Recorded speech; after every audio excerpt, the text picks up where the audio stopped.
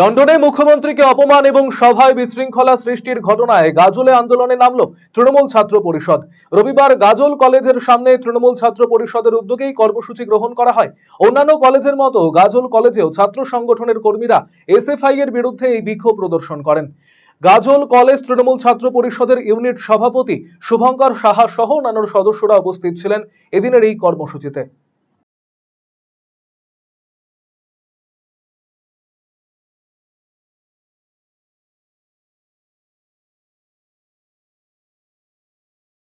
মালদা জেলা তৃণমূল ছাত্র পরিষদের সভাপতি তার নির্দেশে আমরা দেখেছিলাম যে রাজনৈতিকভাবে মমতা ব্যানার্জি আটকাতে না পেরে দেশের বাইরে মমতা ব্যানার্জির মুখ বন্ধ করতে চাইছে সিপিএম।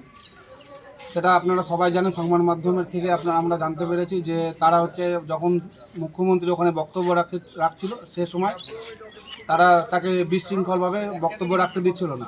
তারপরেও মমতা ব্যানার্জি সেই বক্তব্য রাখতে থাকে। তারপরে যারা এসএফআইয়ের যারা ওখানে ছিল তাদেরকে ওখান থেকে বের করে দেওয়া হয়েছে। তারা বুঝতে পেরেছে যে বাংলায় তাদের স্থান নেই, তারা বাংলাতেও শূন্য, তেমন ওখানেও লন্ডনেও তারা শূন্য। আজকে বিক্ষোভ সমাবেশ আছে, এই বিক্ষোভ জেলা জুড়ে প্রত্যেকটা কলেজে হচ্ছে আজকে এই বিক্ষোভ সমাবেশ।